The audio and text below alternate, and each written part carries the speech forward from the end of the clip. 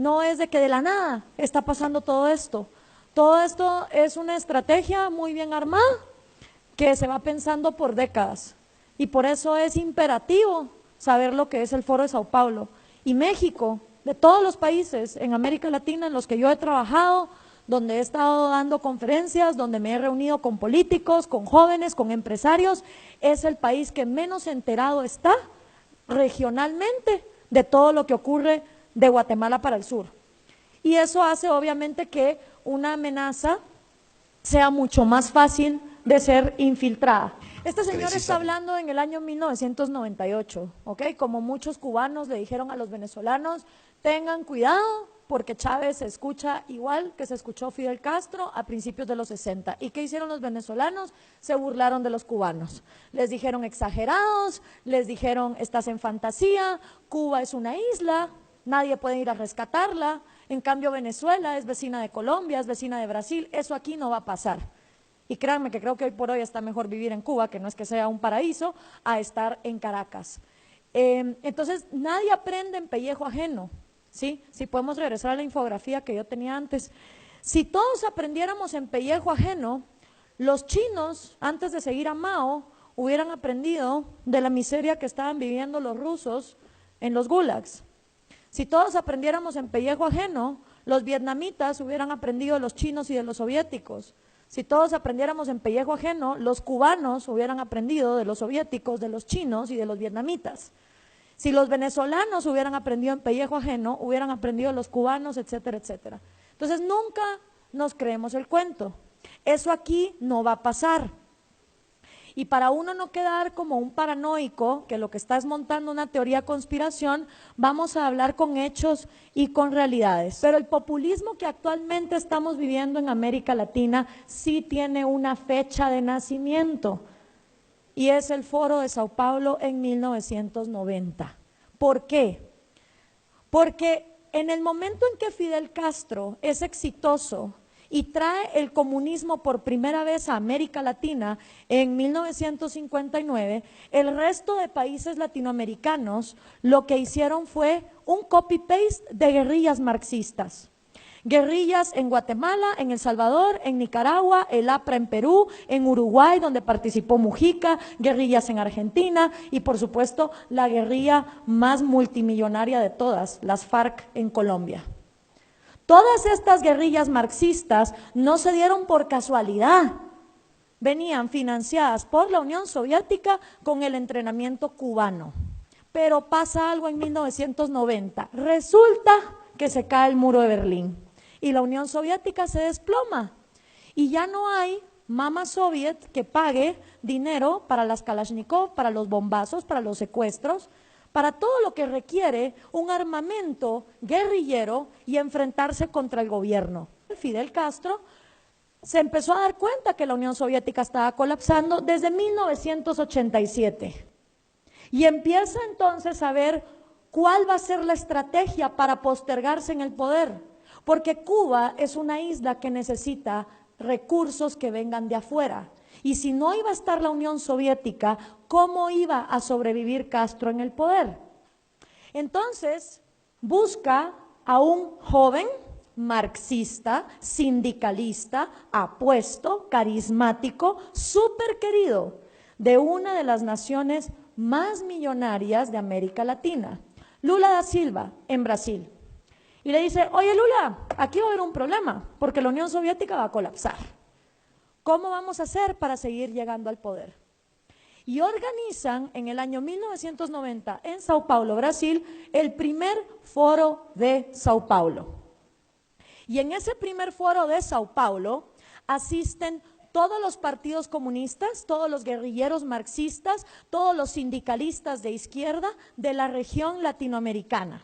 ¿Qué significaba esto? Que si tú eras comunista, en lugar de agarrar un fusil e irte a la montaña, podías formar tu partido, presentarte a elecciones y que la gente te votara. Hay un pequeñito problema. ¿Cómo hacemos para que la gente vote por comunismo en pleno año 90, cuando acaba de desplomarse el muro de Berlín y estamos descubriendo que 100 millones de seres humanos han muerto víctimas del comunismo? Está un poquito jodido vender esa idea cuando tanta gente ha muerto. Entonces había que encontrar una manera de manipular la democracia para poder llegar al poder. Aquí la lucha no es violenta, no se trata de andar matando gente, ni de irse al monte en una guerrilla. Aquí de lo que se trata es de hegemonía cultural, o sea, lavar cabezas. Lo que tienen que hacer los comunistas es lavar cerebros. ¿Lavarlos dónde? En el cine, en el teatro, en la música, en la escuela, en la iglesia, en la casa, en la familia, en las conversaciones, en las tertulias, en los clubes de lectura, en lo que se lee. Y esa hegemonía cultural gramsciana es la que agarra el Foro de Sao Paulo en 1990 para manipular la democracia. Y ahí es donde el populismo, es decir, hablar de cosas gratis, cuando gratis no hay nada en esta vida, alguien lo tiene que producir, hasta el día que no se empiecen a crecer hospitales en los árboles, ¿sí? Dividir a la sociedad con odio, acabar con las instituciones y todo el manual que ya don Gustavo nos habló. El Foro de Sao Paulo se reúne todos los años, desde el año 90. La última vez que se reunió en México fue en el año 2012. El primer presidente que ponen en el poder es Hugo Chávez, lo cual es una excelente noticia para Cuba, porque justamente el peor periodo de hambre y miseria que los cubanos han vivido es de 1990 a 1998, el famoso periodo especial. Y hasta que no entró el petróleo venezolano a reemplazar a mamá soviética, los cubanos estaban muy mal. Y ahora que el petróleo se desplomó, próxima parada, Colombia, porque el dinero de las drogas de las FARC es un excelente reemplazo del petróleo. Estos socialistas no piensan en décadas, piensan en siglos y están actuando por siglos. Entonces, si uno no comprende la magnitud regional de cómo está esta gente organizada, no la van a poder combatir. ¿Quiénes acudieron? De Cuba el Partido Comunista, de Colombia las FARC, de Nicaragua obviamente el Frente Sandinista, de Guatemala la URNG, de El Salvador el FMLN y de México, oh sorpresa, el PRD. Y ese es un gran reto para ustedes, porque a partir del año 2015, Morena también es miembro del Foro de Sao Paulo. Pero el PRD es miembro del Foro de Sao Paulo desde que López Obrador estaba en el PRD. Entonces, yo en su lugar no sé qué haría, pues.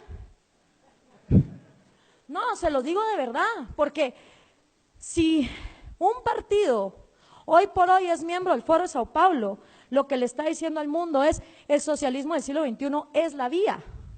La dictadura venezolana es lo que hay que emular. Vamos para allá. Un partido que hoy sea miembro de este foro está dándole aplausos y espaldarazos al genocidio que está ocurriendo en Venezuela. Y si ustedes salen a decir, Morena es miembro del Foro de Sao Paulo, ¿qué van a hacer cuando les digan y el PRD también?